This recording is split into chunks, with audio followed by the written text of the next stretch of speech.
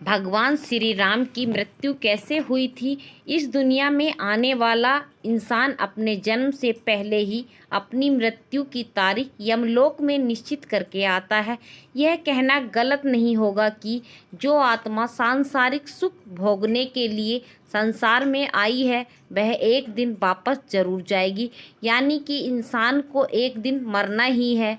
लेकिन इंसान और भगवान के बीच एक बड़ा अंतर है, इसीलिए हम भगवान के लिए मरना शब्द कभी भी इस्तेमाल नहीं करते, बल्कि उसके स्थान पर उनका इस दुनिया से चले जाना या लोप हो जाना, इस तरह शब्दों का उपयोग करते हैं। हिंदू धर्म के प्रमुख 3 देवता ब्रह्मा, विष्णु तथा महेश में से भगवान विष्णु के कई अवतारों ने विभिन्न युग में जन्म लिया है। यह अवतार भगवान विष्णु द्वारा संसार की भलाई के लिए हुआ था। भगवान विष्णु द्वारा कुल 10 अवतारों की रचना की गई थी, जिसमें से भगवान राम 7वें अवतार माने जाते हैं। यह अवतार भगवान विष्णु के सभी अवतारों में से सबसे ज़्यादा प्रसिद्ध और पूजनीय माना जाता है। भगवान श्री राम की मुक्ति से पूर्व यदि हम इसके जीवन काल पर नज़र डालें तो श्री राम ने पृथ्वी 10,000 से भी ज़्यादा वर्षों तक राज किया है। श्री राम अयोध्या के राजा दशरथ के सबसे बड़े पुत्र थे, जिनका विवाह राजा जनक की पुत्री सीता से हुआ था।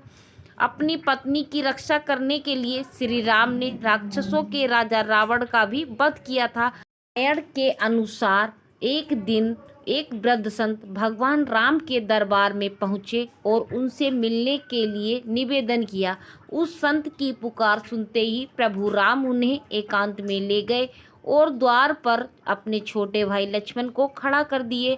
उन्होंने लक्ष्मण से कहा, यदि उनके और उस संत के बीच कोई भी आया तो वे स्वयं ही उन्हें मृत्यु दंड देंगे। लक्ष्मण ने अपने बड़े भाई श्री राम की आज्ञा का पालन करते हुए उन्हें एकांत में छोड़ दिया और बाहर पहरा देने लगे।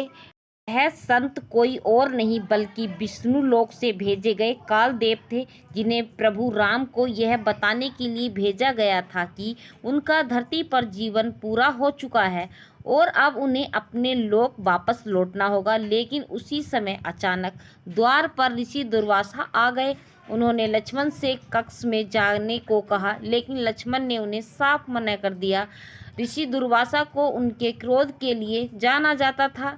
उनके क्रोध को हर किसी को भुगतना पड़ता था। लक्ष्मण के बार बार मना करने पर भी ऋषि दुर्वासा अपनी बात से पीछे नहीं हटे और अंत में श्री राम और लक्ष्मण को श्राप देने की चेतावनी दे दी, जिसके बाद लक्ष्मण की चिंता और बढ़ गई। वे समझ नहीं पा रहे थे कि वे अपने बड़े भाई श्री राम की आज्ञा का पालन करें या फिर उन्हें श्राप मिलने से बचाएं। इसके बाद लक्ष्मण ने कठोर फैसला लिया और अपने प्राणों की चिंता न करते हुए वे श्री राम के पास पहुंच गए। लक्ष्मण को चर्चा में बाधा डालते देख श्री राम भी दुविधा में पड़ गए। एक तरफ वे अपने फैसले से मजबूर थे तो दूसरी तरफ भाई लक्ष्मण के प्यार से मजबूर थे। उस समय श्री राम ने अपने भाई लक्ष्मण को मृत्युदंड देने के स्थान पर राज्य एवं देश से बाहर निकल जाने के लिए कहा। उस काल में देश निकाला मृत्यु के समान ही माना जाता था, लेकिन इसके बाद लक्ष्मण ने इस दुनिया को छोड़ने का निर्णय लिया और वे सरयू नदी के पास गए। सरयू नदी के अंदर जाते ही वे शेषनाग के अवतार में बदल गए और विष्णु लोक चले गए। अपने भाई के चले जाने से श्री राम काफ़ी उदास हो गए। जिस प्रकार राम के बिना लक्ष्मण नहीं रह सकते थे, उसी प्रकार लक्ष्मण के बिना श्री राम भी नहीं रह सकते थे। उन्होंने भी इस लोक से चले जाने का विचार बनाया।